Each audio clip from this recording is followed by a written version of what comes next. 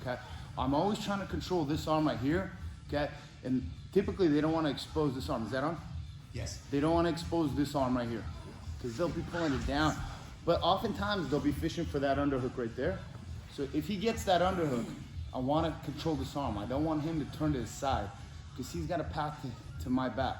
Here you can jam that elbow a bit and kind of kill that underhook. But what I'm going to do is, as he maybe kind of tries for that underhook, I go and grab his head, and I'm keeping his elbow, and I get into the Kesa Gatame.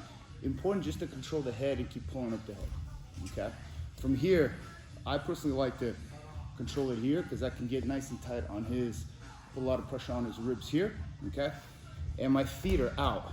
If you notice, my right foot is turned down so I can move. My left foot, I need to be mobile, okay? If he starts to try to pull this arm down, I need to have the pressure. If he tries to walk his hips away, I need to be able to adjust. If he tries to walk his hips into me, I need to be able to adjust also, okay? So I have to have this ability to be dynamic, okay? First thing I'm gonna go for is kind of a shoulder lock here, okay? I'm gonna bring my hand back. I'm gonna scoop his elbow right underneath. I'm gonna grab it like a chain right here, okay? From here, and I'm gonna crank that elbow or shoulder up, okay? So you're here, and I just customarily, you don't see it, but my hip is off the mat. I put it on the mat just because it's probably not very comfortable for him, so I don't wanna torture him too much. Okay, so we're here, okay? Now this control, or you can just be scooping this head.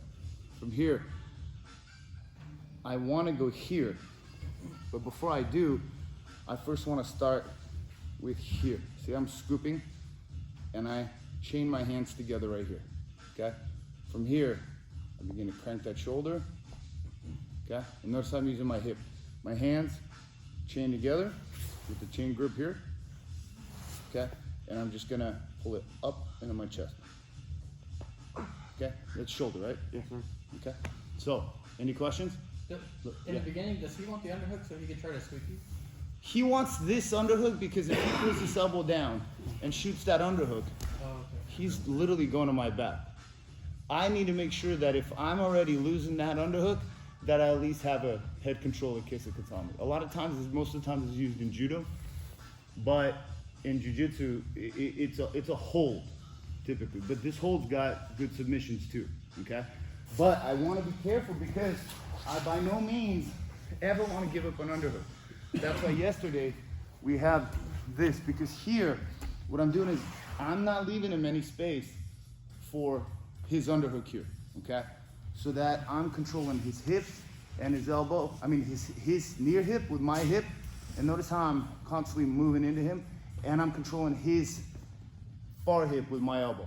I'm not here, because then he'll shoot that underhook. If that happens, I have to jam it, but what am I gonna do from here? That's the question. If I'm already compromised, okay? So if I begin to try to go belly down, he's gonna turn to his side and he'll shoot that underhook, and then he'll be already kind of ahead of me, but then I'll maybe do this and then feed the lapel. But that's a different story, okay? But that underhook for him is key. For you, the underhook is key. But you lose that underhook and you control the head. So one more time. Okay? You're just gonna start head control here, okay? Your foot is out here.